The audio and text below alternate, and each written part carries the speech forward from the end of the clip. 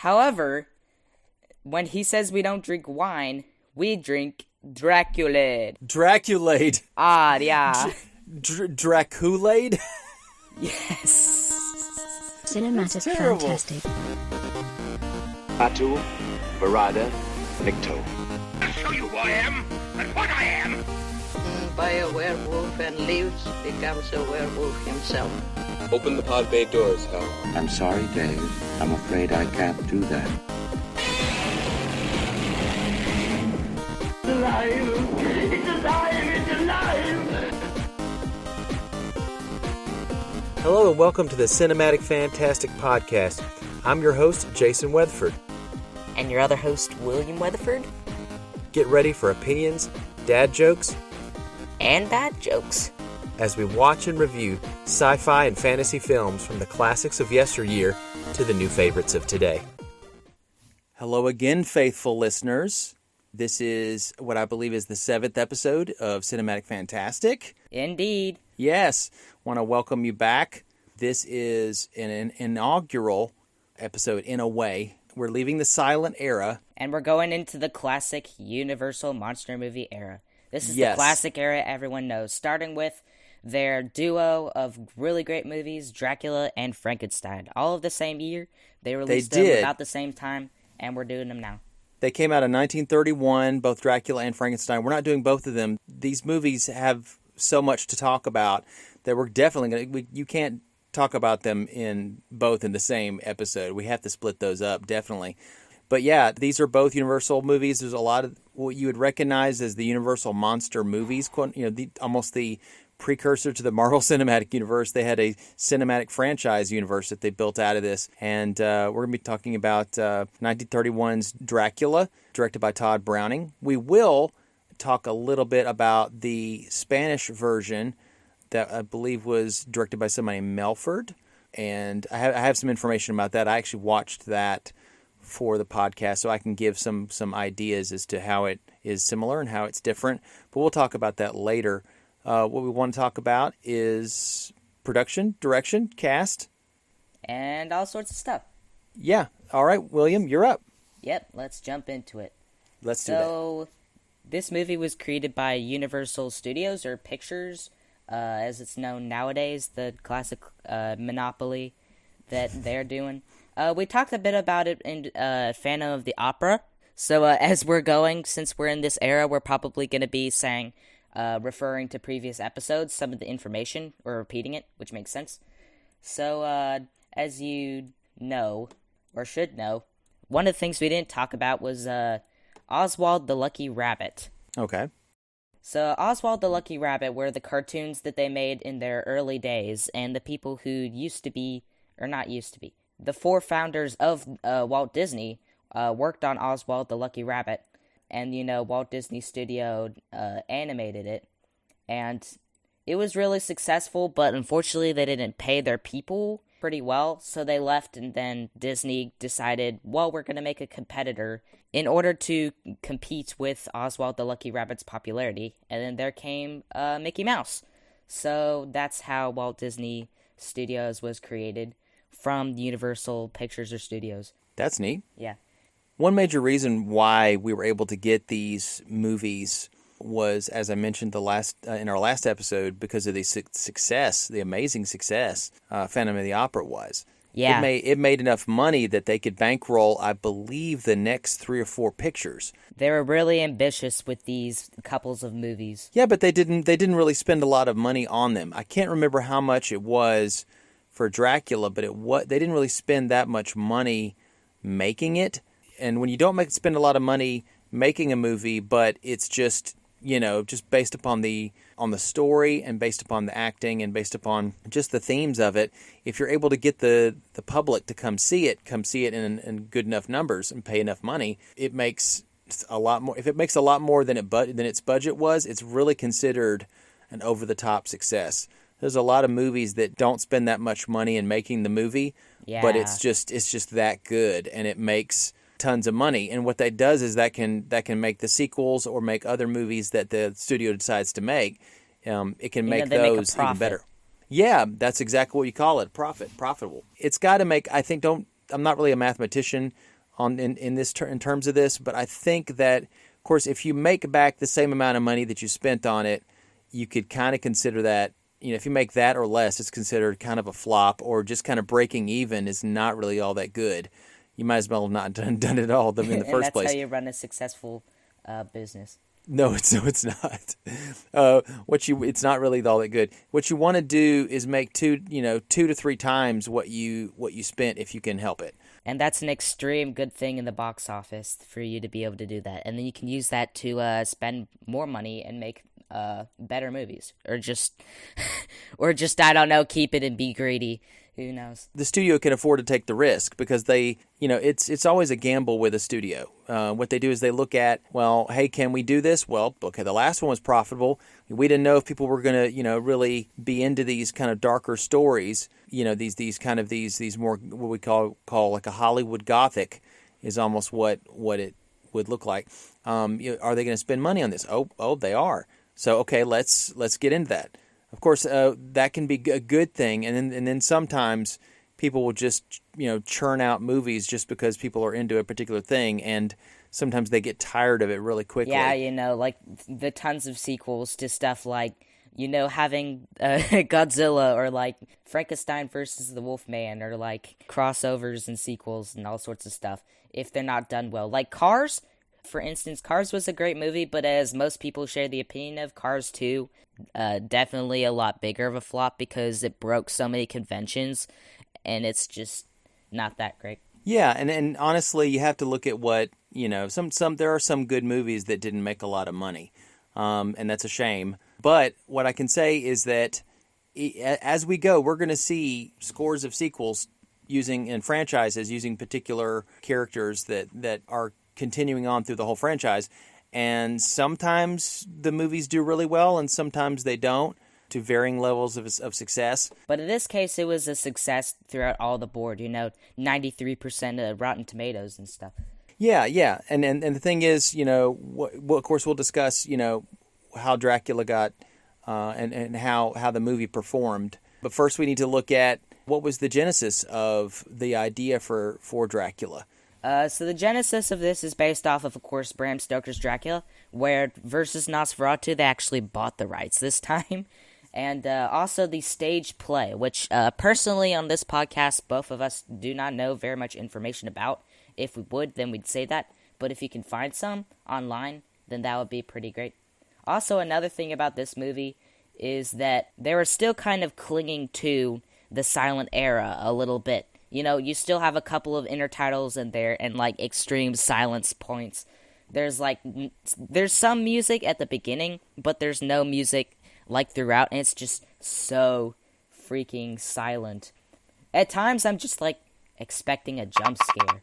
Yeah, and there's two other. There's the song at the beginning, which gets reused again in the opening to The Mummy, which we will watch, I think, in a couple episodes. But it was literally so silent. I'm just like, there's a jump scare.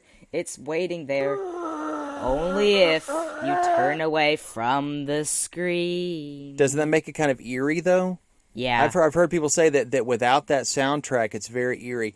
One thing that I will mention, though, William, is that years later, a composer named Philip Glass, he's a very famous composer. He's composed, both for the screen and off screen. And he had a quartet of, I think, cellos, violins, and whatnot called the Kronos Quartet. And they created a whole soundtrack for this movie. And they actually, sometimes they will put the movie on and play it live, like when in a theater kind of situation. That's awesome. But also, the Universal liked it so much that I think on some of the Blu-rays or DVD compilations, they actually give you the option in the menu to choose to have the soundtrack play along with the vocals and sound effects. So people added a soundtrack where there was none. Yes, and they did that because they wanted to, thinking it would maybe heighten some of the elements of it. And also they were also thinking that, let's do something that kind of is in that old style. Nothing but big and bombastic and booming, but just like really subtle. And I've heard it does add some things to it, but I think that there's also this element of, in real life, there isn't a soundtrack. So you almost feel like you're there, and you feel like this strain, and it does feel like there are some conventions of the silent era that have carried over. I agree. Of course, this movie also did have a silent version as well as a Spanish version. I don't think there was a completely silent version, but yes, there was a Spanish version. We'll talk. There was a silent version with the intertitles in it and stuff. Oh, they did? Yeah. So, Todd Browning was the director for this movie, and who's the only credited, other than the actors, production person, other than Carl Laemmle, who presented it and ran Universal Studios. Carl Laemmle Sr. Well, Carl Laemmle Jr., though, he was handed the reins right before they started pursuing getting Dracula. Carl Laemmle Sr. would never really pursue that kind of thing because he wasn't. So this is Carl Laemmle Jr. then. Carl Laemmle Jr. liked darker stuff. He I don't think we would have the Universal monster movies that we do without Carl Laemmle Jr. Carl Laemmle Sr., he was kind of like, I don't know if I liked all that stuff. He only liked the darker things when Lon Chaney was involved. He was a big Lon Chaney proponent. He was like, oh, that guy can do anything. So things about Todd Browning, who is the director of this movie, as I said. He used to be called Charles Albert Browning Jr. before changing his name. He started his life as a carnival entertainer and performer.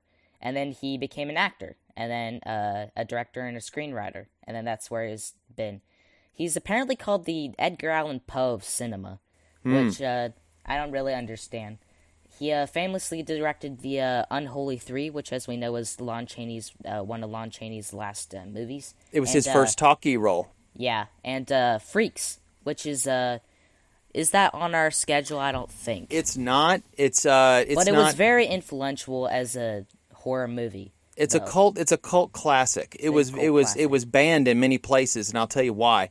Todd Browning infamously, and he worked with Lon Chaney a lot. You know, remember how he said Lon Chaney, he liked to have characters that had some kind of deformity or some kind of physical issue or something like that because he would show that there was a lot more going on with these characters. Well, Todd Browning worked with Lon Chaney quite a bit. There's quite a few of the movies that Todd Browning Freaks, directed. They were playing circus freaks as far as yes, Freaks did not have Lon Chaney, but Freaks did have some people.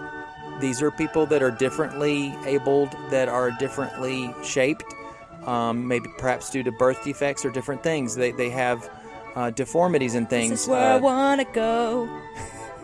Right. Greatest Showman. Oh, Greatest Showman. Yeah, well, see, the thing is, these people were not treated.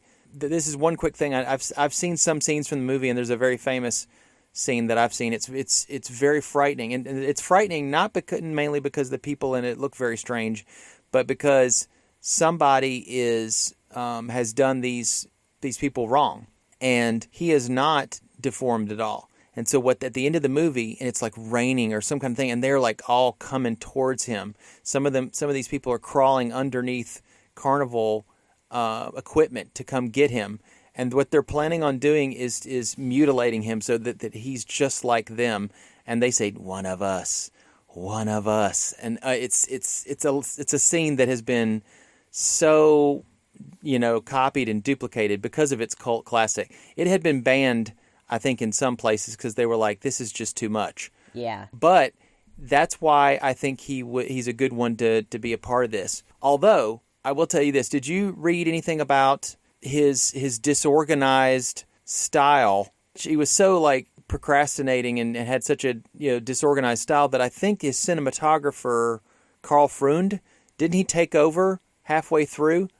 Yeah, because he was too lazy. Oh my goodness. Todd Browning was so lazy during the 7-week production that the cinematographer carried for the directing. There's a lot of weird things with this movie. Is that, they did all sorts of weird stuff. Like, for instance, they used to have, John Harker's journey to the inn in Transylvania, but instead they just entirely cut that and they just begin with the carriage instead of having that. I don't know. It's probably, because it's, too expensive or risky for their taste. Maybe that's why, the mirror that we see later, it's a box mirror instead of a full-length mirror that it was in the book and the stage play. Yeah, definitely. In the state, I think one of the actors in this who plays Van Helsing, Edward Van Sloan, Edward Van Sloan did not have a high opinion of these kind of movies. He did them, and he did a great job, but he would later, I think, say things like, "Oh, these movies are not very high quality, and they're not." I think he thought that they were kind of below. Yeah, there were a lot of people that were just like, "This movie is not really good." They didn't care about the movie. They didn't even see the movie because they didn't care about it. Like Manners and Van Sloan, as we'll see, Edward Van Sloan and Did they? And I think that the actress. We'll talk about them. Yeah. Later. But I was going to say that Edward Van Sloan, I think, had something to do with the play, and he didn't understand why they didn't use the full length large mirror like they did in the stage play. Yeah. I think he had remarked on that. So what are some other elements of the production that you can talk about? So first of all, Dracula and Van Helsing were going to be both played by Lon Chaney very first. That would be kind of difficult, though. I mean, we've seen the matting in Lost World, but I don't know if they had the technology to be able to do that. They do now. And I think now, but not really then. And then they also considered Arthur Carot and Conrad Veidt as well for Dracula, among others. And Arthur Carot, what was he in? Phantom of the Opera. Ledoux, the played Persian, Ledoux. or Ledoux/Persian. Let's see, and then Conrad Veidt. We can't forget that he was Cesar, the somnambulist From Cabinet of Dr. Caligari. I think he would have done a good job as Dracula. He can act through makeup. His eyes are so expressive. I mean, this is the guy that played Gwynplaine in The Man Who Laughs. Are you kidding me? He would do a great job.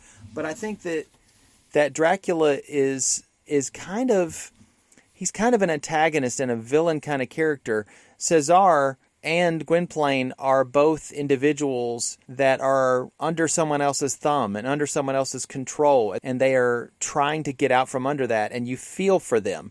There's probably some movies that have been done, using the Dracula legend, where you kind of feel for Dracula, where there's a sadness to him being alive, for so long and having such a lonely life. I think what we'll find, I think even in 1979's Nosferatu the Vampire, directed by Werner Herzog, we're going to watch that one. I can't wait. They do make Orlok. They actually call him Dracula in that one.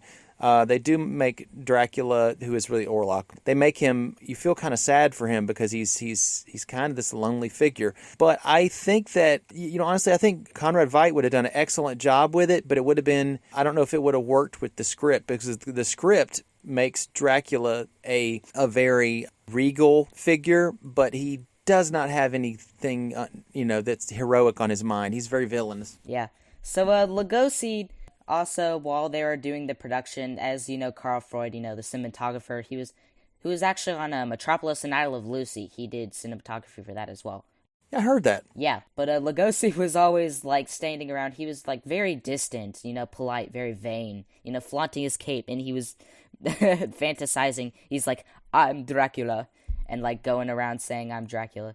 Yeah, I heard in an interview that said the same thing. That one of the actors on it was saying, yeah, he was, if there was a mirror nearby, he was constantly kind of walking in front of it. Everybody else would be just smoking or chilling and talking, and he would just Helen Chandler, who would laugh at it. Speaking of Helen Chandler, who played Mina, she was also the highest paid of all the actors of this movie, which is really interesting. We'll talk about her very shortly.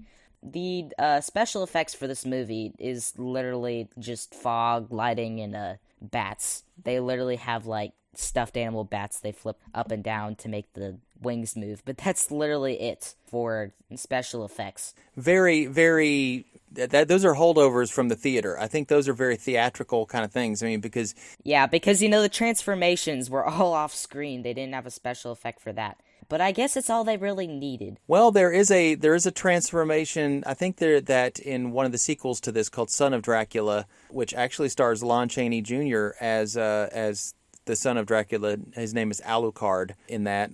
That's for all you Castlevania freaks out there. So, but in that movie, he does turn into mist, and you see the mist. I think it's probably because they put a fog machine underneath his outfit, and he does turn into a bat, and it's probably. You're probably going to be thankful that they don't show a transformation of Dracula into a bat in this 1931 film. But who knows? The special effects were all they needed. Speaking of everything that they needed, There were some parts that were cut from this movie. It originally ran like 10 minutes longer than an hour 15, so like an hour 25.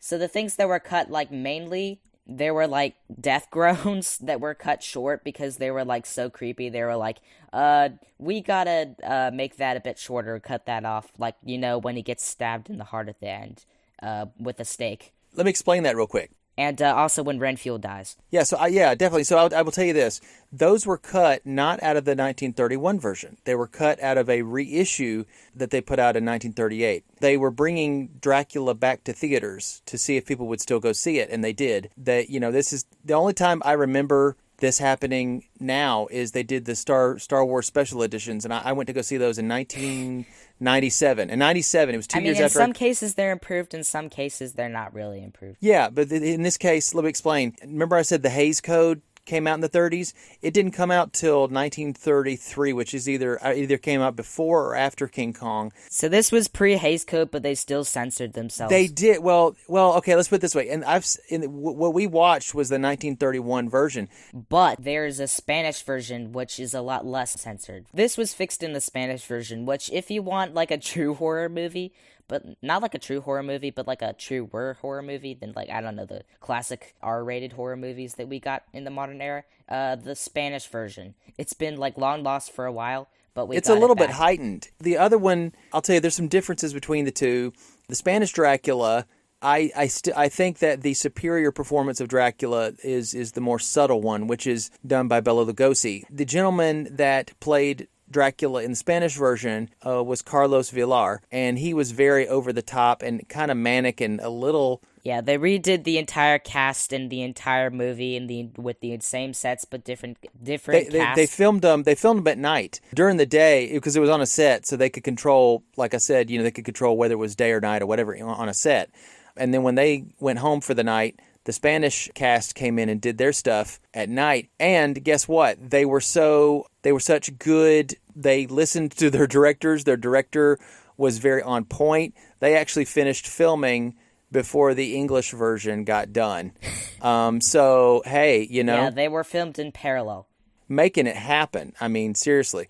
And honestly, that one was very successful too because it wasn't a dub.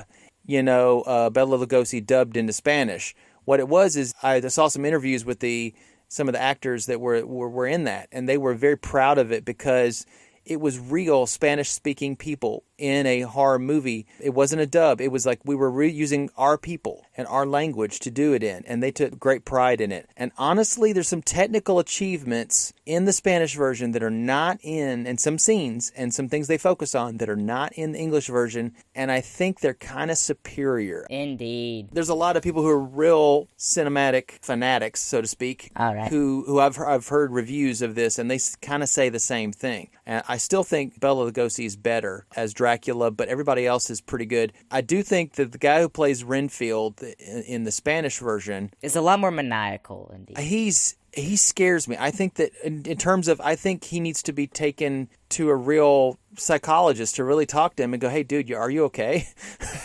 Because he's like screaming and stuff.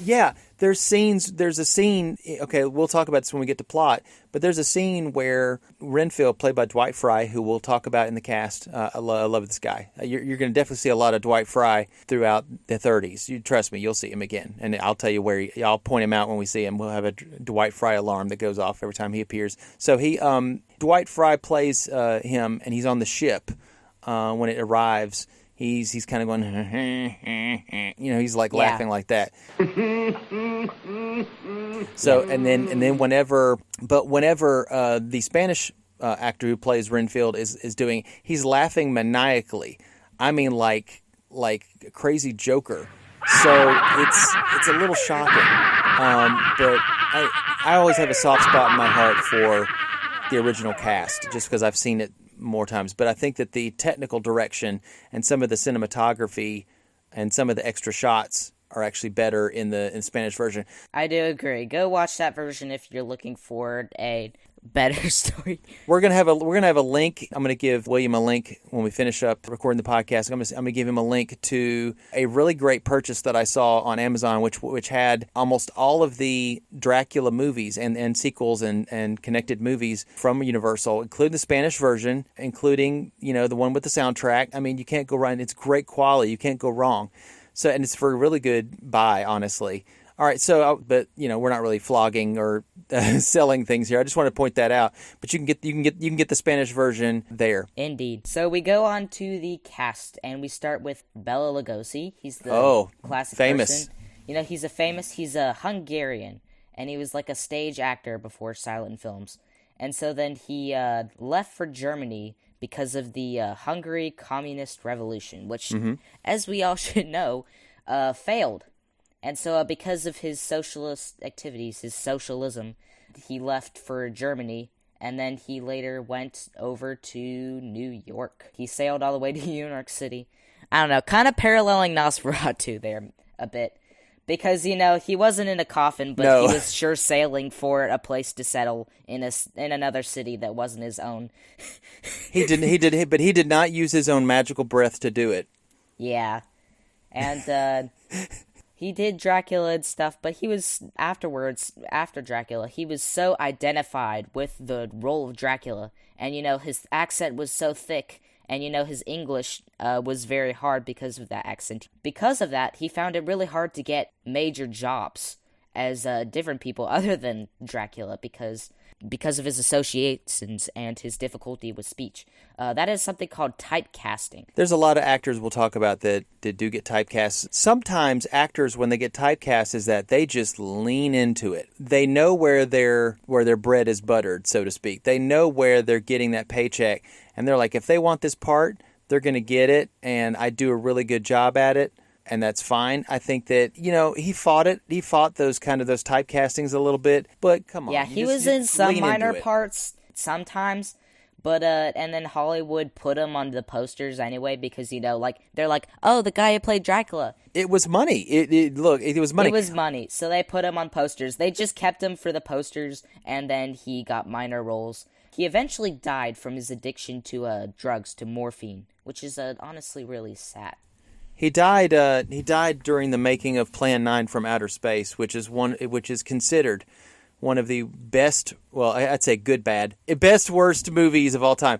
But the thing is, though, anytime somebody says the best worst movie, somebody is bound to come up with another one and say, hey, but you've never seen Troll 2, or you've never seen The Room, or some horrible movie. And it's like, oh, yeah. And then when someone says it, somebody around the area is always going to groan and go, oh, yeah, I've seen it. Oh, gosh, it's terrible. Yeah. And so also, while he was at New York, he was in Broadway, and we'll talk about Helen Chandler as well, was also in Broadway. And I'll talk about that right now, if you don't have anything else to say, Dad. Well, I want to say one quick thing about Bela Lugosi is that he did get cast into parts that weren't Dracula related. He either played like extremely minor parts, an evil doctor, yeah, or usually villains. I don't think there's ever a time when he played like a heroic kind of character. He does play. This is strange though. He does play Frankenstein in Frankenstein versus the Wolfman, and it's okay.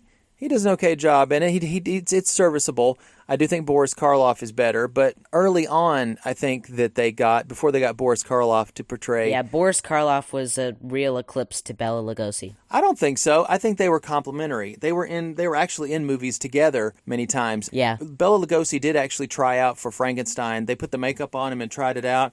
I think it was Fritz. No, Dwight Frye played Fritz. Dwight Frye was Fritz. Everybody's always saying... Dwight Frye was in many Frankenstein movies. Wait. Wait a second. Okay, Dwight Frye was Fritz, I think, in the first and second. Oh, he was in Frankenstein and Bride of Frankenstein. And then... was it the Son of Frankenstein as well? No, that was Igor. There was actually an Igor. And he was a bearded man with a hunchback that had a furry coat on, and that was played by Bela Lugosi. And that's a creepy guy, too. Wait till we get to that. But Boris Karloff was the Frankenstein's monster in just about all instances.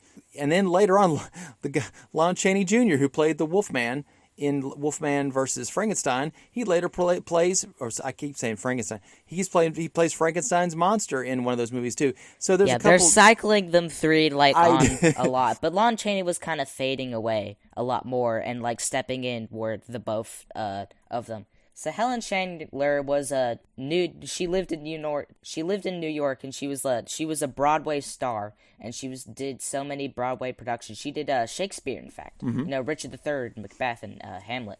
Oh.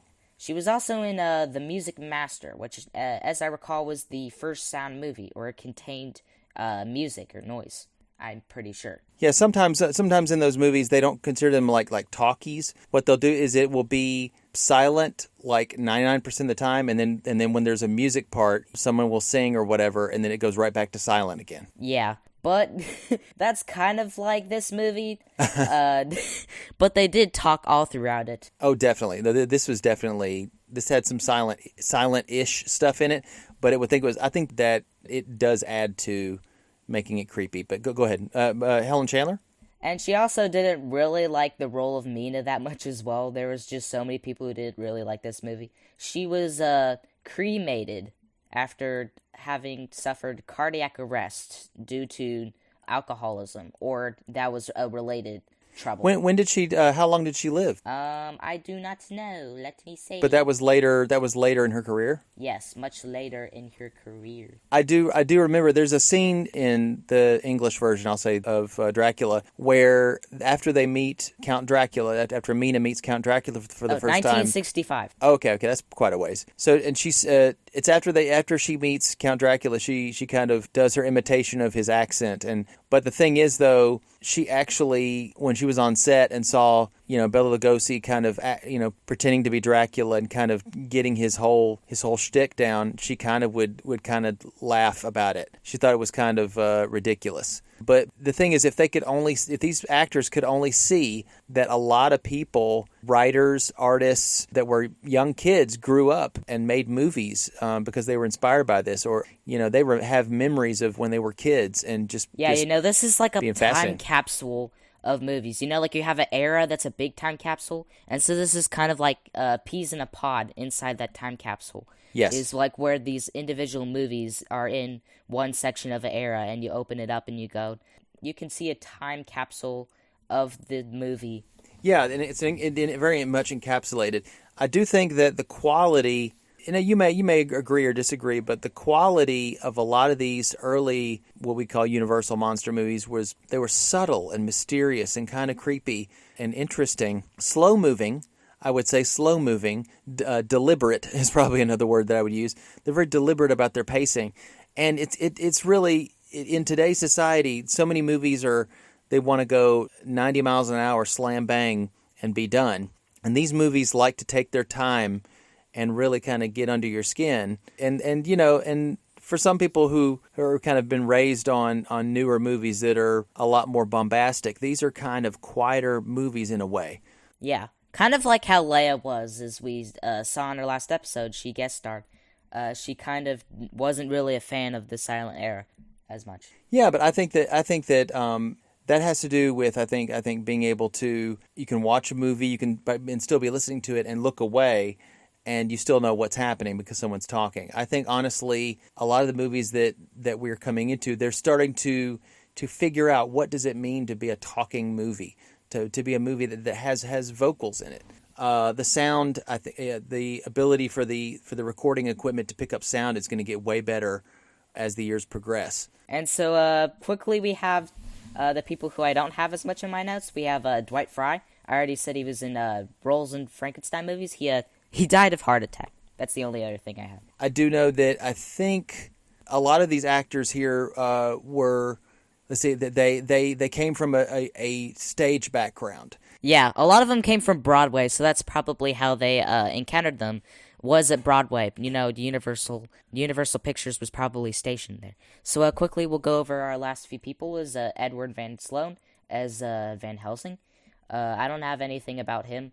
And Carla Lemley was the tour guide at the beginning of the movie. She's uncredited, which she's the niece of Carl Lemley. Carl, yeah. She's adorable, but kind of annoying. She's the young lady with the glasses on in the very beginning where she's reading. Of course, whenever they hit a bump, she falls over into people. But yeah, she loved being around all that kind of stuff. Interviews with her, show that she really treasured her time on these movies, and she really is glad that people are still watching them to this day. I can say something about Edward Van Sloan real quick. He, I haven't seen too much of him. I don't remember a lot of him, but I remember his portrayal of Van Helsing, and it was very, I'd say, kind of iconic because his accent and the way he carries himself and his belief in vampires and science at the same time is very iconic. You're getting in on the ground floor. So anybody that portrays Van Helsing, they're kind of doing a little bit of Edward Van Sloan. Yeah, he was a very great character indeed. So the last person we have is David Joseph Manners. He's a British parented Canadian. He was Ralph Acklum till 1940. That was his name, which is really interesting because he's I don't know if he was Ralph Acklum on the as named because of course this was 1931 versus 1940, which is really interesting. And also, he was the nephew of Cecil Ryder Acklum, who is a senior officer in the UK Royal Navy. Very rich family they have here. Also, his father was the headmaster of Harrow House School, which was a private boarding school. It was very prestigious. It was for boys. I do think about Mr. Manners is his portrayal is very. There's a lot of these kind of characters in these movies. They're usually the boyfriend or some extra character. I mean, there might be a main character, but they're just kind of forgettable. I hate to say it about Mr. Manners, but when you put the cast out there, I mean, I put as the most memorable actors in this, I put Bela Lugosi, Dwight Fry, and Edward Van Sloan, and maybe after that I would put Helen Chandler as Mina. And the last things about David Joseph Manners was that he went to New York. He was an assistant publisher, and then he was like, nope, and then he was a forester, and then he went to Broadway, and then afterwards, after this movie, he went to Hollywood. He bounced everywhere, man. He was inspired. But once there's a saying. It's a little phrase. It's called "caught the acting bug." Like it's an illness. I think that once he got into that, he was like, I really like this. But the thing is, I haven't seen anything with him in it, and there's a lot of actors that are in this period. I hate to say it, but their performances are okay and they're serviceable, but they're not very memorable. They don't stick in my mind. And sometimes it has to do with the fact that they're not playing a character that has some kind of real characterization. With Van Helsing, we have his those awesome glasses. He's more of a side character than a main character. Although he's the main character of the book, he's not the main character of the movie as much as Renfield in a Dracula. Renfield is kind of a side character in Nosferatu. He's kind of a side character in the Nosferatu remake as Knock. He's kind of a side character in the novel too. Jonathan Harker is actually a larger character, which they switched some of the things around from the book, which we'll talk about when we get to the plot. I'll kind of bring, as we go through the plot of Dracula later on in the second half of our podcast, I'm going to talk about some things that were in the book and how they changed it as we go. I agree.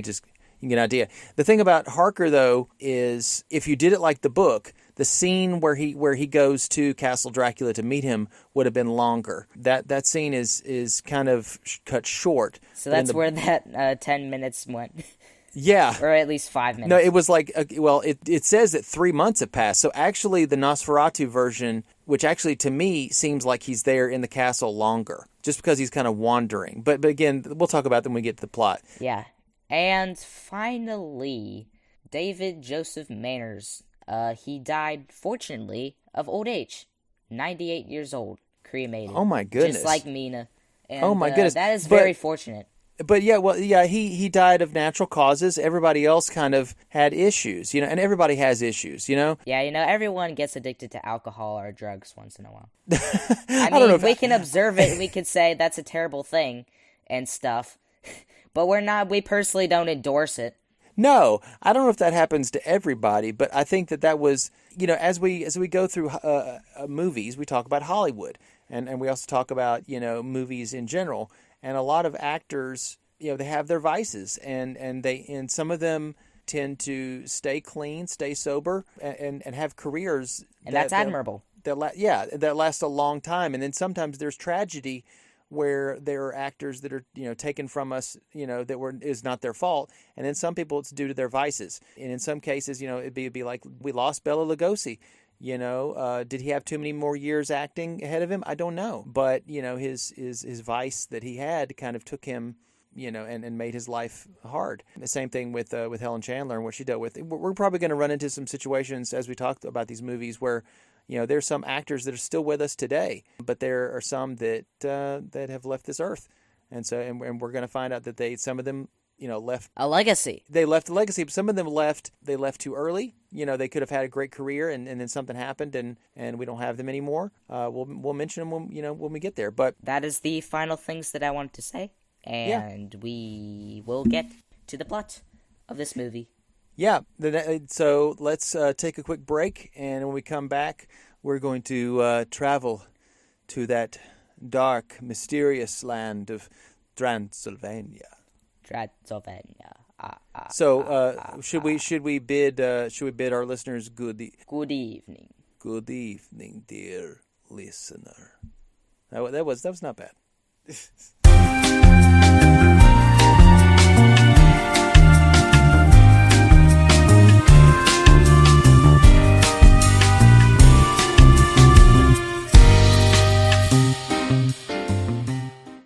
So hello and welcome again to our great podcast about Dracula. It's a really great movie, of course.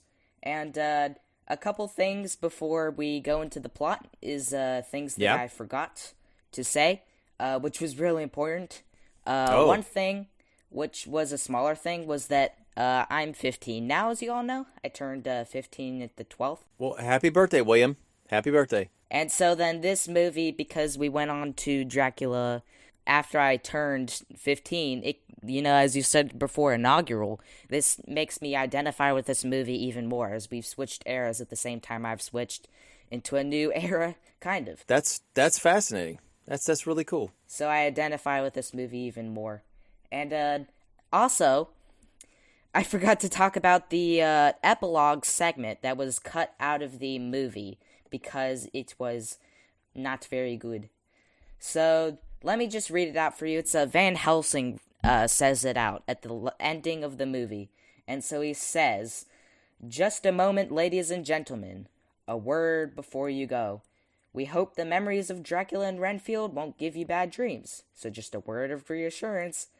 When you get home tonight and the lights have been turned out, and you are afraid to look behind the curtains, and you dread to see a face appear at the window, why, just pull yourself together and remember that after all, there are such things as vampires." Which was obviously cut because it made people scared that there were actually vampires, because it confirmed and endorsed vampires. And no, we are not vampires at all. Just so you know, we are 100% Vampire 3. We eat garlic. Oh no, that's just jelly donut. We really love jelly donuts. We just happen to love jelly donuts. So don't pay attention to what's on my lip.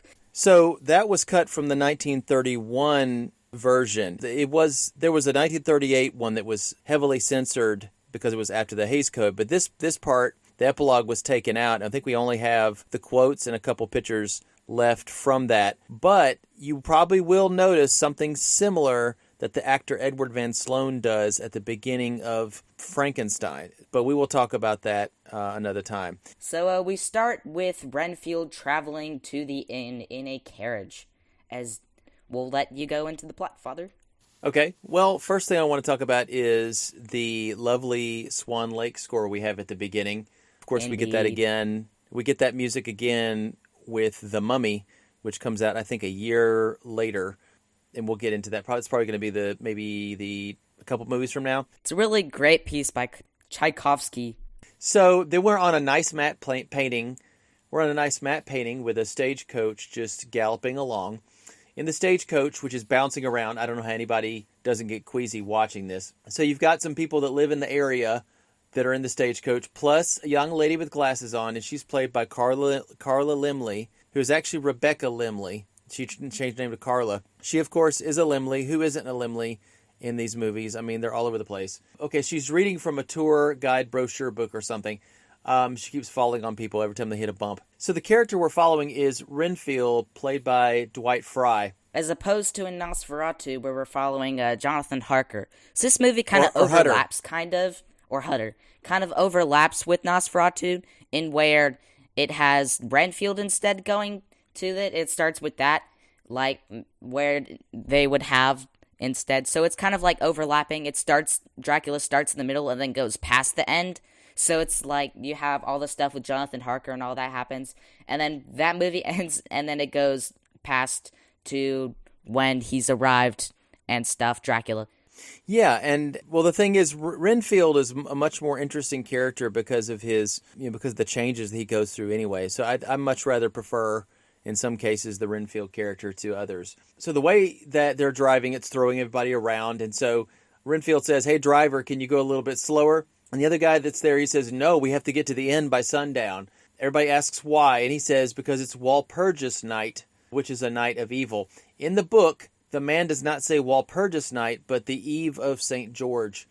St. George's Day is also called the Feast of St. George. It's celebrated by various Christian churches in several nations, kingdoms, etc. Yeah, everyone is Catholic in this movie. Very much Catholic. In which St. George is a patron saint, like Bulgaria, England, Georgia, Portugal, Romania. And Hungary. Well, yeah. Well, this is kind of like Transylvania. It's kind of like a Hungarian-Romania like blend, where it's like Hungarian language, but it's like Romanian. It's actually Romanian. Right. Spoiling your dreams.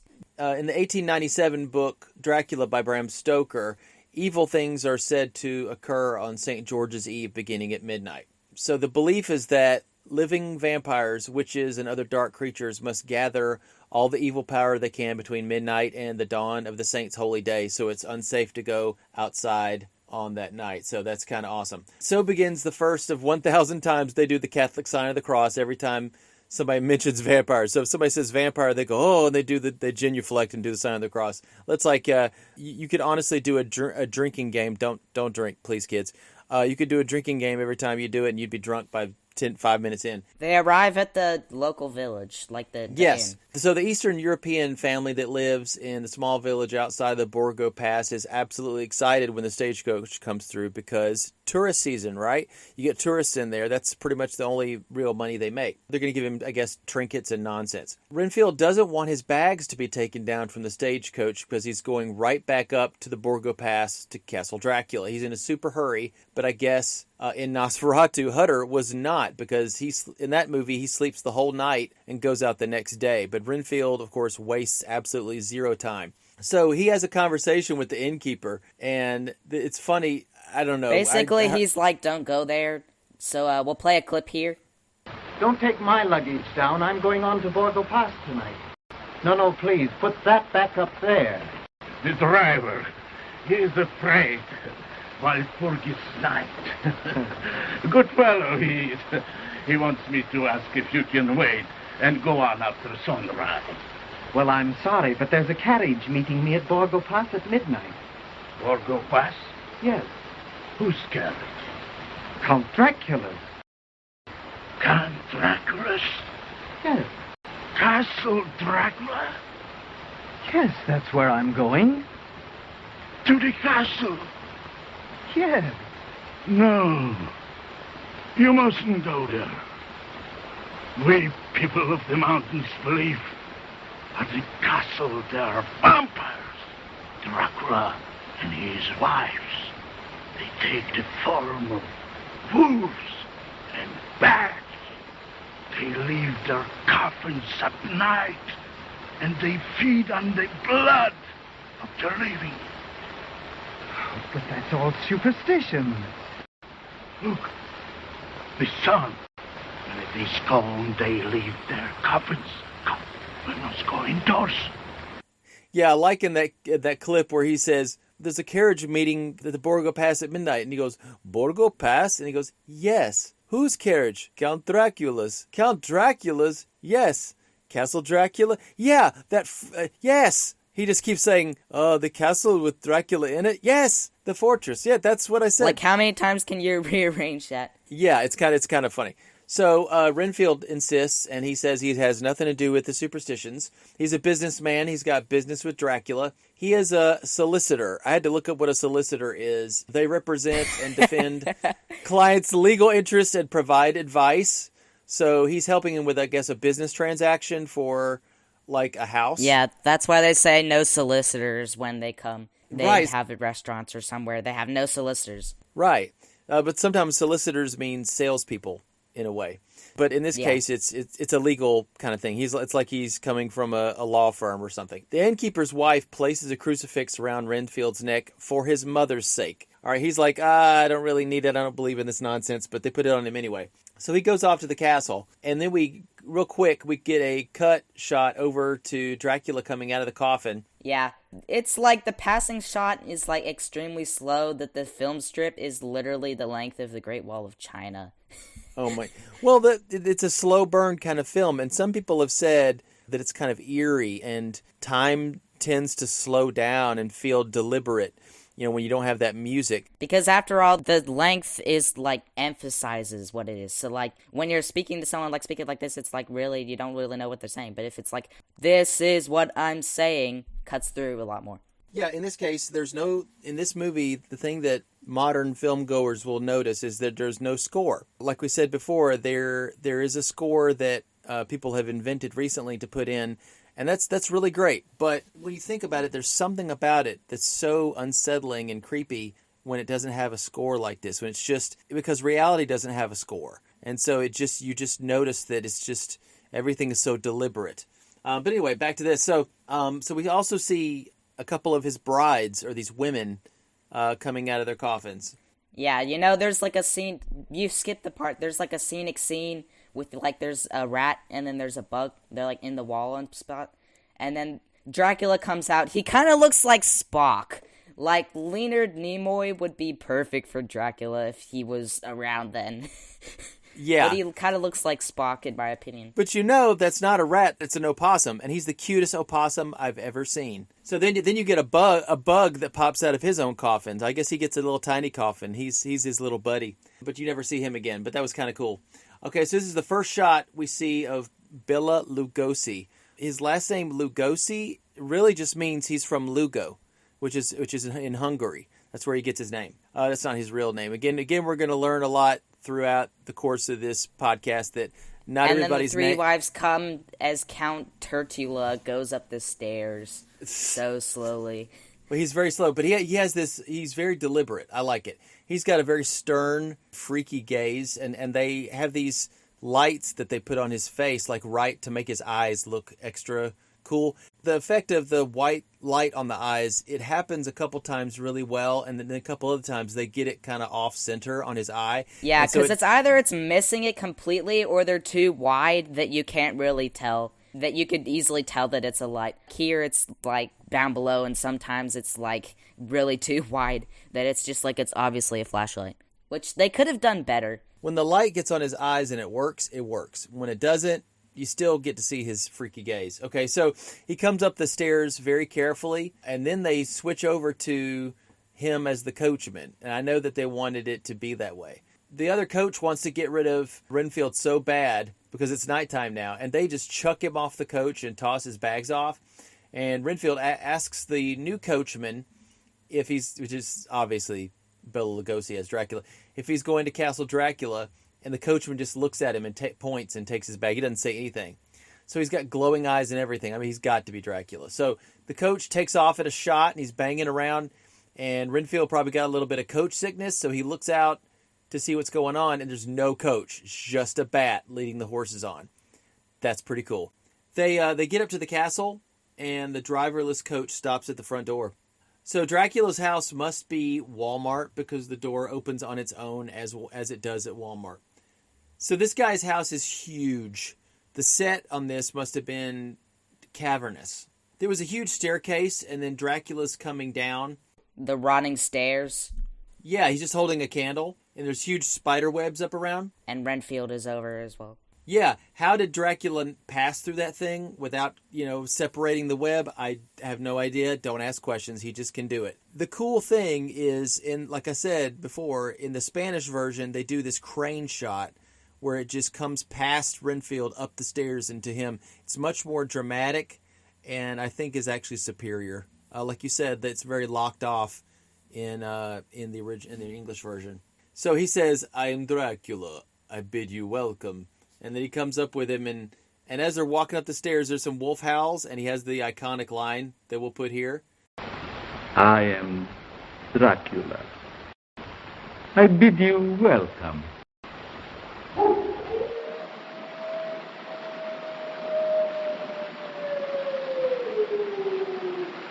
Listen to them.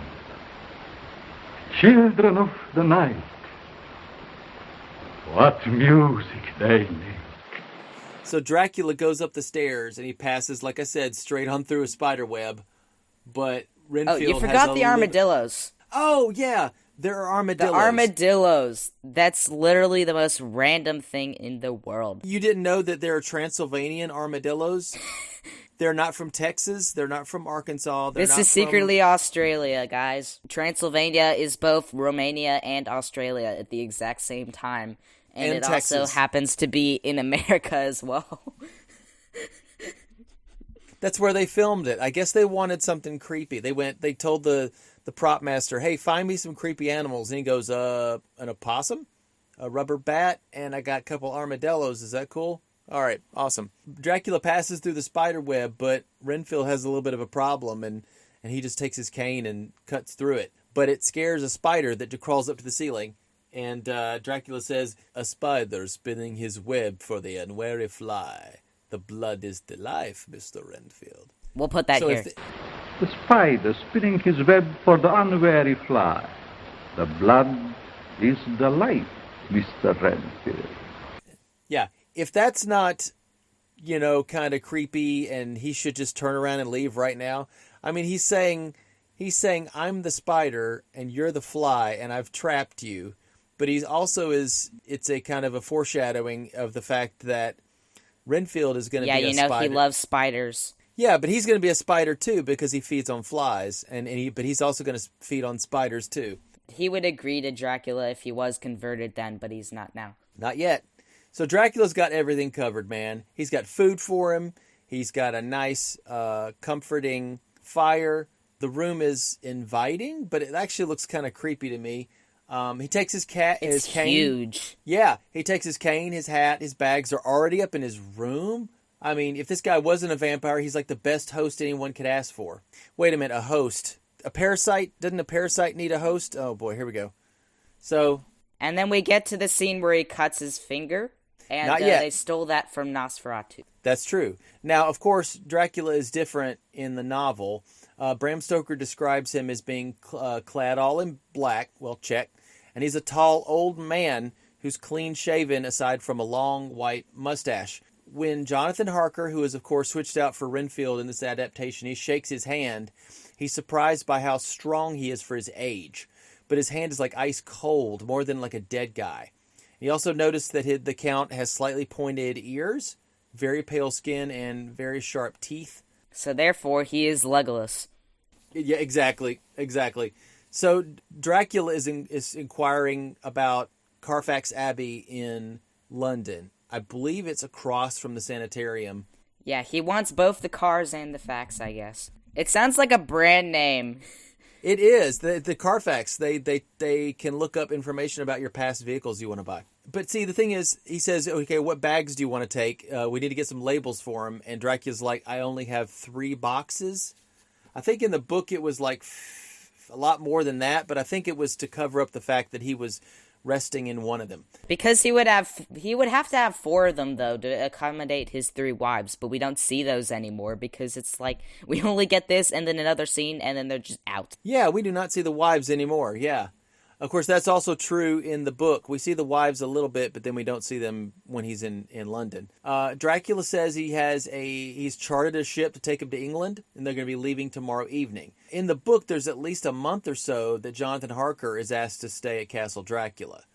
Dracula wants Harker to teach him English very well, so well that he has no mistakes and that he is able to blend into London society. But he couldn't blend into the other movies, as we talked about in the production, sadly. Right, exactly, and they didn't do the similar stuff that they. Some of the stuff in the book makes it richer, and it does make the story longer though too. So Dracula gives him a bed, and while Renfield is looking at some paperwork, he cuts his finger on a paper clip. Some blood comes out, and Dracula is like looking at him like he's an animal after his prey. There's actually a kind of a tribute to this in one of the Twilight movies. Bella Swan, one of the main characters, she's at the home of some vampires, and she paper cuts her finger, and a literal drop of blood hits the ground. And one of the vampires cannot control himself. He leaps across the room. It's ridiculous. It's as ridiculous as it sounds. Anyway, so as he gets closer to Renfield, Dracula does, the crucifix falls over where Dracula can see it. He turns away in horror, and I think Renfield thinks that Dracula's freaked out by the sight of blood, like he's a scaredy cat or something. So in the book, here's what happens in the book.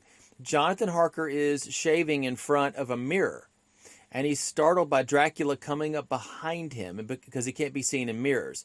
So Harker cuts himself shaving, and that's when Dracula starts kind of coming after him. He takes the mirror and he chucks it out the window.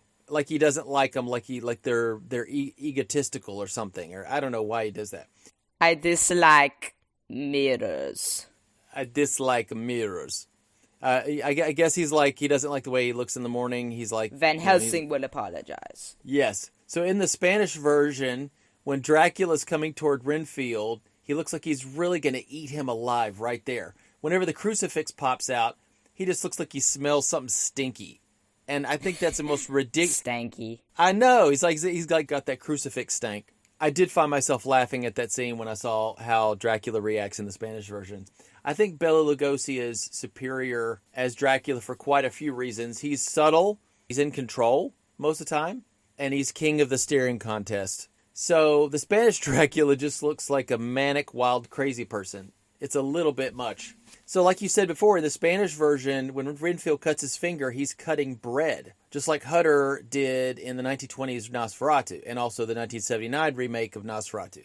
But in this one, it's just a paper clip. And I think that's, how sharp is that paper clip that he just bleeds everywhere? And then after this, Dracula converts Renfield in a famous scene. However, when he says we don't drink wine, we drink Draculade. Draculade. Ah, yeah. Draculade? Yes. That's terrible. That's terrible. That's you know what we said bad jokes and dad jokes in there, and I love them. So he gets his composure back. Like I said, he serves him wine, and he says, "I never drink wine." So I always wondered if there was something like special in the wine that starts the vampiric process. But in the book, it just says it's just blood. Well, in the book, it's blood. It's just blood. He's saying it's old wine. It's literally a big cup of blood. How do we know it's blood? In the book, it says that the wine is Tokay. Tokay is a type of wine. That makes sense. Yeah, but I mean, although you would think in this the bite would drain and drinking blood would convert, although commonly the bite would convert otherwise, which is really interesting. Well, I think what I'm doing is I'm taking some of my memory of another movie into this. There's a movie called The Lost Boys, which is about this gang of rebel kind of vampires who pull this other young guy into their little gang, and they they give him some old special wine to drink, and it's supposed to be, the way you look at it, it kind of looks kind of like thick, like it's blood. And it does start to convert him into becoming a vampire until he stops the process. So that's what I think I'm bringing to the story. So again, the story is what it is, but I think I was bringing that into it, unfortunately. So it's late at night, and Renfield, I guess, is kind of, the house is stuffy. So he goes to open up a window, and a bat flies by. And, and he just faints. Renfield does not have the best of constitutions. He just failed his saving throw hardcore. Indeed. Yes. The wives start coming for him, and the vampire brides come for him, but then Dracula's like, I got this, and then we go on to the next scene with the Vesper. Yeah. But here's what happens. in the book, just as one of the brides puts her lips against his neck, Dracula sweeps in. He orders the women to leave Harker alone. He says, and he also orders a small fry. Oh yes, he orders a small fry and a milkshake. He says, So every time somebody goes to bite somebody on the neck, it just straight up fades to black. It's like, we can't show that. I'm like, what? Spanish version fixes that, however. Does the Spanish version show his mouth actually go on their neck? You watched it. I don't know. Yeah, I did. I just don't remember that. I remember other factors in that jumped out at me more than that. But that's fascinating. That's great. Honestly, the Spanish version has a lot to like in it. Now, the one I watched didn't have subtitles, so I had to kind of guess based upon my high school Spanish what they were saying, and my knowledge of the actual script helped as well. But anyway, back to this. So we get to the Vesta, where Dracula has enslaved Renfield, and they eat the entire crew. Right. So Dracula's on the boat in his coffin box. He's got, places to go, people to kill. So we see an intertitle that says it's several weeks later. They're on the Vesta. It's bound for England. The ship, a.k.a. the model, is getting rocked up and down. It's taking on water. The crew is battling the storm. Let me tell you this. Yes. Let me tell you this. This scene was lifted from Universal's The Stormbreaker from 1925. It's a silent movie, and the scene is really jerky and kind of unrealistic because of the silent era projector speeds, which were commonly set to 16, but varied a little bit. It was conflicting with 24 FPS, of course, because, 8 extra frames at least. The ship was tilted 130 degrees. It's oh just my goodness, so that's weird. That's why the shots don't match. Also, Jack Foley himself did the SFX for this scene, so that's amazing. You hear Foley, that's Jack Foley himself. So that's who started the Foley process, where you make the sounds. It was named after him. Yeah. I didn't know that. I didn't know when he started, but yeah, I love to watch sound effect Foley guys do their thing. If you're ever curious about that, that's a fascinating thing to watch.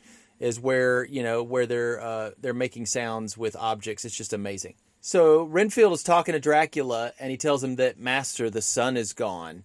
And so that means Dracula can come out. It doesn't show what he does to the whole crew, but he does it. Renfield wants to know that Dracula will keep his promise when they get to London, that he'll give him lives. Not human lives, but small ones with blood in them, and then he'll be loyal. And we'll see what that means later. So now we see Dracula coming out onto the deck when everything's going crazy. We skip to the next scene. It's England. It's the next morning. It's at Whitby Harbor. And they crashed. You get some people kind of describing what happened. People are dead everywhere, and the captain is dead. He's strapped to the wheel. And then they find Renfield laughing crazily. We already put that scene in the production, his laugh, so we don't have a clip for it here. However, it is very, very, very insane. He is very insane. And they're like, "Oh, we got to get this dude over to the sanatorium. Dr. Seward's sanatorium, in fact." Okay, then we get a couple of newspapers showing where we are informed that the schooner Vesta drifted into Whitby Harbor in England. It's called the Demeter in the novel. So only one survivor was found. He's a crazy maniac. He likes to snack on ants, flies, and other small living things to get their blood. Like you said, and we have a clip here. We have a clip here of him talking about he's like, why would I have flies when I can have fat spiders? We'll play that here. Who wants to eat flies? You do, ya loony. Not when I can get nice fat spiders. Yeah, that was really great. Also, I wanted to remark on the car noises, which honestly surprised me because they're really weird. I might play that here as well. But it's like, I'm just like, is that a car? Because it's really weird. I didn't know that car horn sounded like that. Yeah, so he's going to be Renfield's under observation with Dr. Seward's sanitarium. Sanitarium is like an institution where people with emotional and mental challenges were kept. We don't do that very much anymore. In the novel, Renfield was not on the schooner, but when it runs aground in Whitby, a dog or wolf leaps off the ship and runs away. Presumably, this was the Count in a shape-shifted form. Also, there's one random lady in the sanatorium who's commanded to cover her hands but doesn't want to, which I found very comical. Yeah, in the novel, it says the patient, a.k.a. Renfield, it says he has the curious habit of consuming living creatures. He uses sugar to trap the flies, uses flies to trap the spiders, and uses spiders to trap sparrows.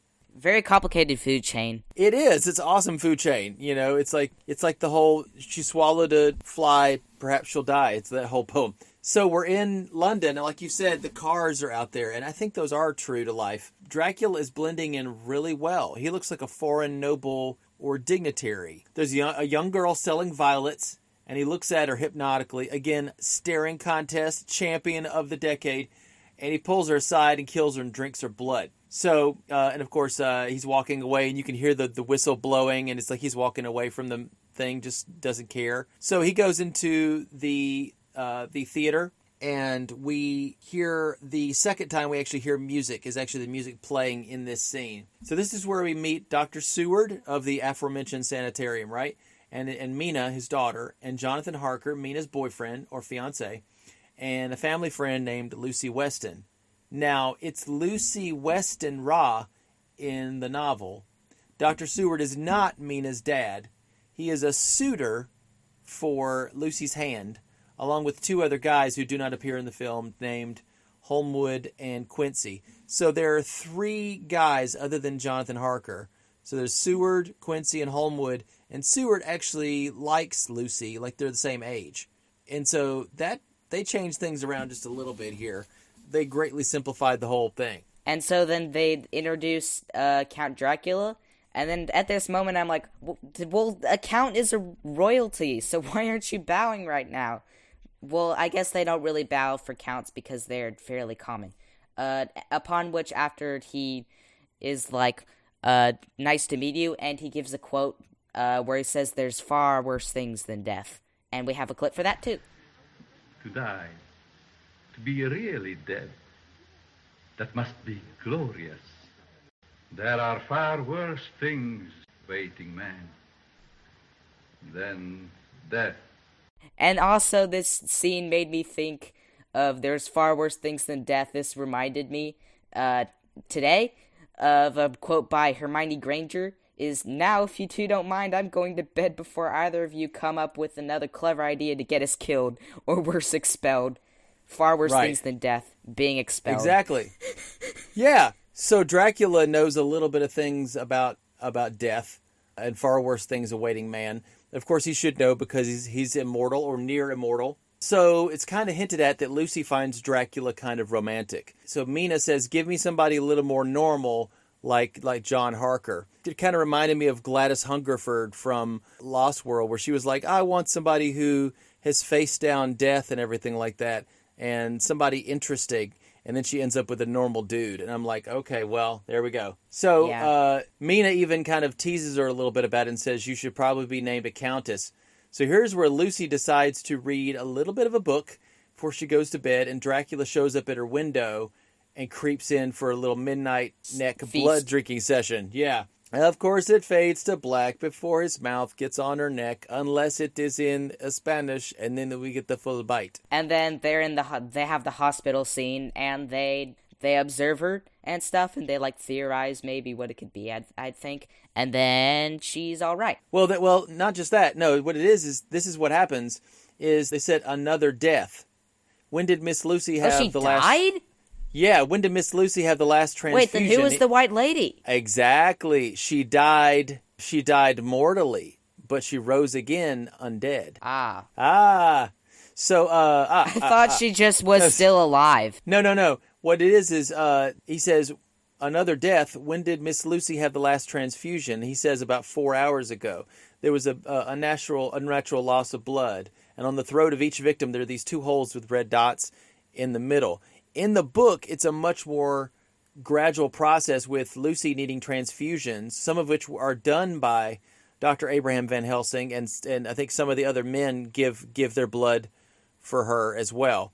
It's not just a bite and you're a vampire. It's like, I take your blood, I take more of your blood, and then it just you feel really ill, and you feel terrible over days. And so they really sped the whole process up. In the actual book, there's a place where Mina and Lucy like to go toward the cliffside in Whitby. There are all these, like a graveyard. And she sees a shadow-like figure hunched over her. Of course, this is Dracula drinking her blood. So, and she comes over to her, puts a cape around her, and says, "Oh, you dear." She sleepwalks.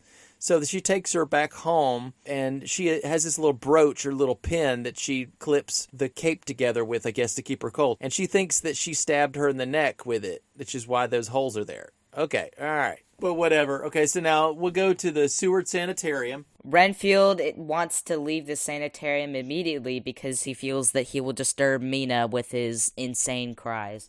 His manic cries. We get to see him with Martin. Yeah, the comedy guy. He has a really funny accent. Yeah, he's like talking like this. He's crazy. He likes to owl at them wolves, and the wolves be talking to him. "Oh, come on, little fly eater."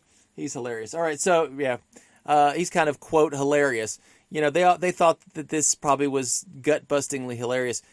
This happens a lot in Universal movies, actually, going forward. When we watch these, I want to see if you can pick out which character the Universal Studios people thought was the comic relief. I think Martin is the comic relief, but I agree. Just wait. I indeed agree. They kind of get on my nerves a little bit. So in the Spanish version, the guy who plays Martin is much more believable. He's like a guy doing his job. It actually is more normal. You know, it's more in comparison to the manic insanity of Renfield. In another area of the sanitarium, Dr. Seward and Abraham Van Helsing. He's a cool guy. I like his character. They're discussing about vampires and Nosferatu. We have a clip for that. We'll play it here. The vampires are pure myth, superstition. I may be able to bring you proof that the superstition of yesterday can become the scientific reality of today. And so they're discussing vampires. Yeah, he says they're dealing with Nosferatu, the undead. The other doctors think it's superstition, but Van Helsing says that the superstitions of the past can sometimes be the science of the modern age. They suspect that Renfield is probably related to some of these creatures. So they're talking about him, and they say that Renfield escapes from his room a lot, and he's gone for hours. So Martin brings him in, and he's looking a lot more sane. I think probably because he's fed. I think that's my theory. Is he's all manic and freaked out when he hasn't fed enough, and then when he has, he's just kind of chill. And so Renfield is being called by Dracula as being a wolf, and so Van Helsing. He brings out the wolf's bane, and he stuffs it in his face, and he's like, "Ah!" Which means that he's sus. Yeah, but he acts like when Dracula saw the crucifix, they both react in a very similar way to wolfsbane. I think that Dracula doesn't like it, but with Renfield, he acts like the sprig of wolfsbane is like the crucifix. So Renfield recognizes that Dr. Van Helsing knows a little too much, so they send him out. But he gives a halfway threat against Mina that something bad is going to happen to her if he stays there. So Dr. Van Helsing says, "Hey, keep a watch on Renfield." So Renfield's back in his cell, and he sees Dracula outside his cell, and he says, "Oh, master, you've come back. Please don't make me do that to her." But I don't know what he's referring to, because in the next scene, Dracula's the one that's coming after Mina. I don't know.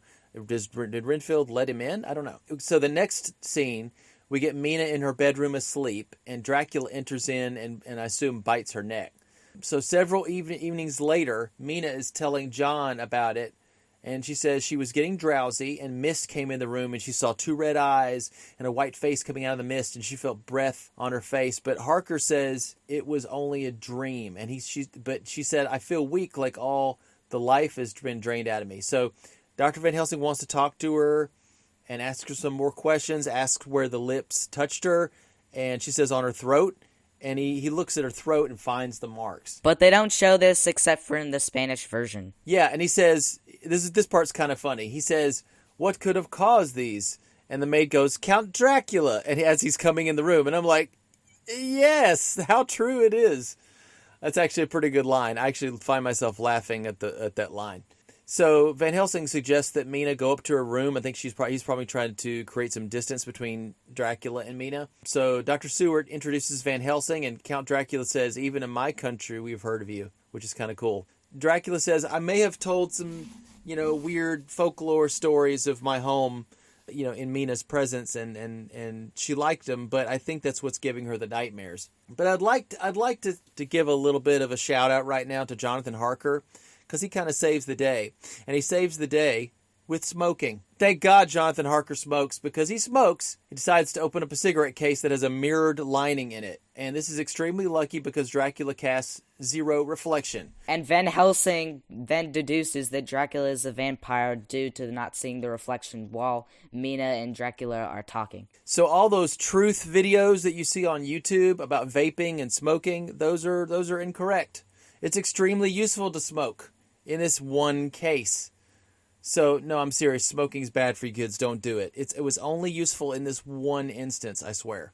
All right, so Van Helsing tries to start a conversation with Dracula and holds the mirror up to him, and he smacks it out of his hand. He smacks it out of his hand lightly in comparison to Spanish Dracula. I need to show you this later, William. But Spanish Dracula has a cane or something, and he smacks the case with such a hard force, it's almost like it turns into Legos. It's like pieces go everywhere. It is super ridiculous. It's kind of like, dude, that's my case. You just now the other one, he's just like, he smacks it and they're like, oh, I'm sorry. I kind of lost my temper there for a second. The other one, it's like you turned it into tiny little pieces. So it's kind of ridiculous, and I kind of like that.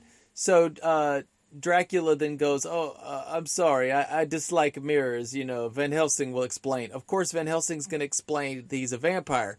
So instead of getting on top of the story and saying, we consider mirrors the height of vanity and it is against my religion or something, they'd be like, oh, okay. So when Van Helsing says he's a vampire later, they would be like, no, you're crazy, Van Helsing. But he says, Van Helsing will explain. And then Van Helsing proceeds to explain after Dracula leaves, that he's a vampire. And they're like, what? For one who has not lived even a single lifetime, you are a wise man, Van Helsing. So next we get to the woman in white little arc. Yeah, well, he explains about he said the strength of the vampire is that people will not believe in him. Yeah, we have a clip for that here. We'll play that. The strength of the vampire is that people will not believe in him. No, Master. I wasn't going to say anything. I told him nothing. I'm loyal to you, Master. Yeah, that was pretty great. Anyway, the woman in white is then appearing as Lucy secretly, and she's luring children over and then biting them. With chocolates. She's biting them with chocolates. But yeah, she's killing children. And so Harker is like wanting to vacate Mina away because they love each other a lot. But that's against Van Helsing's wishes because he wants to protect her with Wolfsbane. Wait, I have one quick thing I want to say. Previously, this is something that you'll find very interesting. Do you remember the scene where Renfield is like he comes in after Dracula's gone and everything, and he does this little laugh, yeah, and the maid faints, and he crawls over to the maid like he's going to do something, and you're like, oh no, what is he going to do? Actually, if you watch the Spanish version, this is hilarious, and it's a little less scary though. He crawls over to the maid, and he reaches for her face. And he flicks. He's trying to grab a fly off her face. I'm serious. If you want me to show you this later, I'll show you these little scenes in the movie. He's going for a fly. He wasn't gonna kill her and drink her blood. Like he would never kill a fly, but in fact he does. So he kills flies all the time. That doesn't apply. They say he would never hurt a fly. Well, this guy is the biggest fly herder there ever was. And then he's talking about how Dracula is promising thousands of rats to all the converteds if they will serve him. We'll play that here. He came and stood below my window in the moonlight, and he promised me things. Not in words, but by doing them, by making them happen. A red mist spread over the lawn, coming on like a flame of fire. And then he parted it, and I could see that there were thousands of rats with their eyes blazing red, like his, only smaller. And then he held up his hand, and they all stopped. And I thought he seemed to be saying, rats, thousands, millions of them. All these will I give you, if you will obey me. Yeah, and that was pretty great.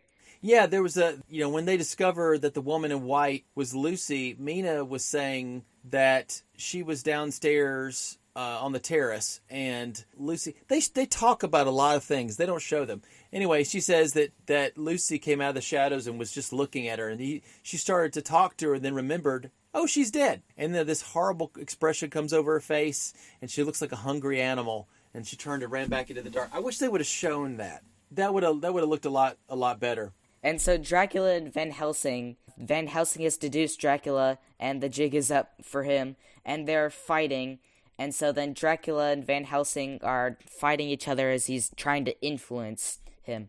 However, I have a theory. If we discount the Spanish version as being canon, then my idea would be that all who've been formerly bitten or converted were the only ones to be able to be hypnotized and stuff. Because after all, my theory is that because, we don't see them actually, in the Spanish version, they make this clear by showing that he's, with his eyes, that he's doing the influence. However, if we discount that, and we say that he just bit them, either previously, or he bit the maid, as the screen was turned away, then we can say that once he's bitten them or converted them, or had he can have influence over them, which makes sense though. Unless you take into account one more thing, which is, do you remember that the first thing he does when he comes in the theater is he mind controls the usherette. He says, but the thing is, we don't see him do anything. We just see them go do the bidding, which could have easily bitten her beforehand and then influenced her. Is what I'm saying. That could be your. It's a valid theory. However, it's possible. It's only if we discount the Spanish version. So then, after they fight, we have Dracula converted Mina, and Mina is a vampire now. She's a bit of a crucifixer-upper, but this we're certain of. Can fix this fixer-upper up with a little bit of love. There's your Frozen reference there. Okay, if there's been tons of Disney musical references throughout this, and I blame our family for that, for exposure to all those things. She's a bit of a crucifixer-upper. That is good. There was a line earlier when they said that they were going to go and kill Mina. They were going to fix her up. Crucifix her. Yeah, but see, a lot of this movie, they say that they're going to go do stuff. A lot of this movie is say, well, I saw this happen, or I felt this, I saw mist. Yeah, so basically why she's a crucifixer-upper is because she knows that the crucifix is bad, and so she's like trying to get it away from Van Helsing. She's saying, oh, take the crucifix away from Van Helsing. I want you to go do that. Bury it in the ground. And she says to bury it in the ground. And Jonathan is like, he doesn't buy any of this nonsense. He's like, what's wrong? He's so stupid. And then the bat appears and is trying to tell Mina something, and she's like, okay, sure, I'll do that. And then Jonathan Harker is like, what? Well, you just talked to that bat. Well, no, John Harker. Well, yeah. It's John in the movie, Jonathan Harker in the book. We can merge those two, just Jon. I think they call him John for short. Yeah. Yeah. So, is this after or before Harker wants to take Mina away to the better part of London, right? Yeah. And then after this, they know that she's a vampire, and chaos ensues. Mina is mind-controlled, and she is fully in the vampire's thrall right now. And Dracula earlier had said that his blood is in her veins, because she says that she drank some from his wrist or something like that. And I wish they had shown a lot of these things. They would have been very horrifying, but I wish they would have shown a lot of the stuff that they just mentioned in passing. They do a lot of talking and not a lot of showing. Show don't tell is a big thing in movies. Anyway, so they're walking into, I guess it's Carfax Abbey, where Dracula has boxes of earth down deep down in there. Renfield is there, and he says, no, master, I can't die with all these, lives on my conscience. And Dracula puts Mina aside or whatever and goes down there and he just chokes Renfield out, and his screams are horrific. Of course, those are edited out in the censored 1938 version, the re-release version they did at the theaters.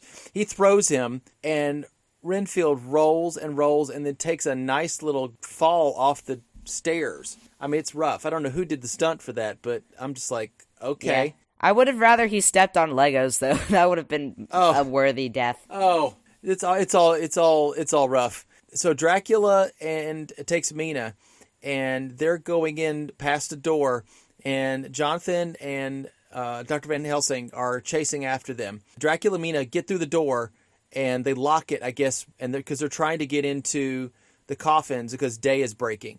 And Van Helsing is busting through the door. Dracula and we think Mina is in a coffin because they both look, and Mina's not in her coffin, but Dracula is.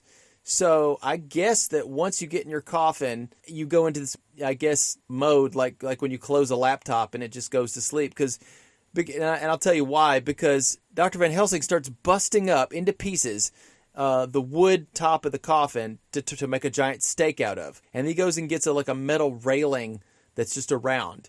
And he's going to turn that into to hammer this thing into his chest. Dracula doesn't bat an eyelid. He just stays there, just doing nothing. Of course, this is different than it is in the book. The sunlight just weakens him. He can barely do anything powerful. And then they kill him then. Yeah, they do. They kill him, and he does groan with the death, which of course that's edited out.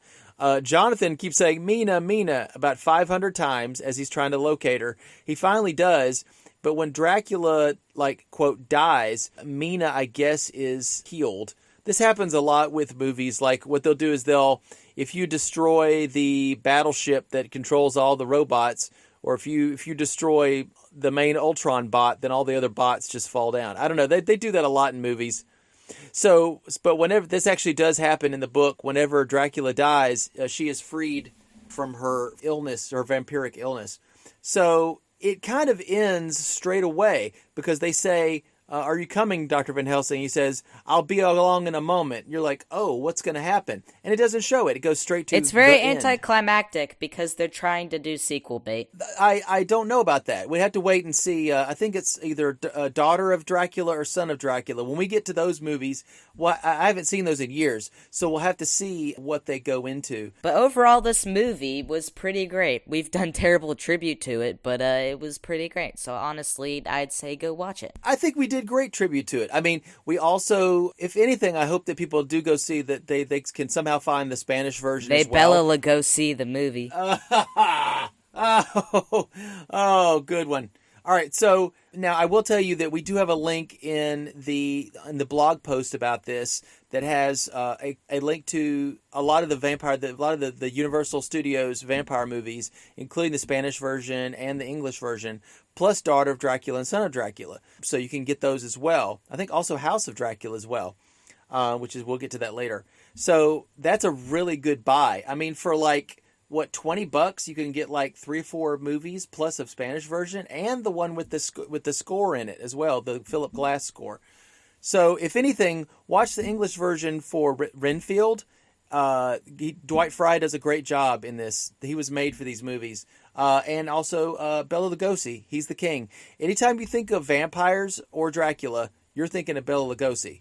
Even people that don't even know this movie, when they do an impression of Dracula, they're doing an Bela Lugosi impression.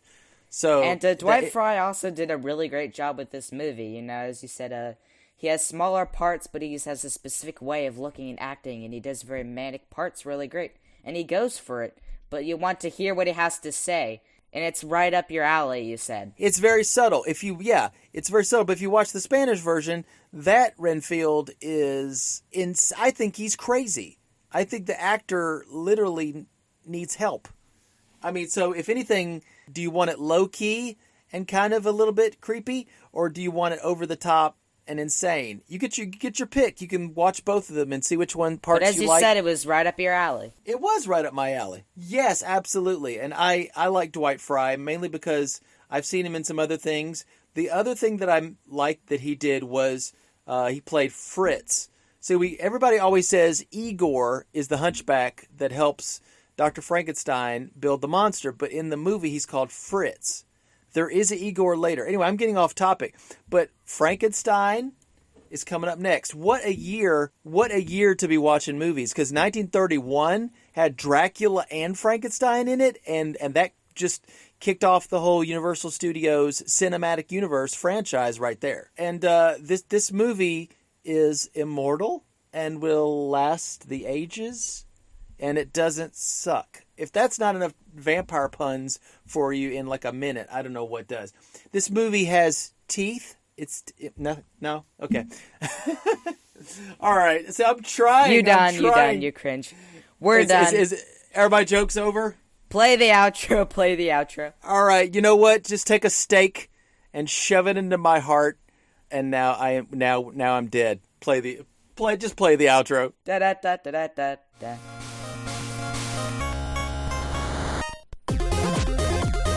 Don't forget to open your third eye and telepathically message us at cinefanpod@gmail.com. Set your chronoscope dial to the future setting and peruse cinematicfanpodcast.wordpress.com.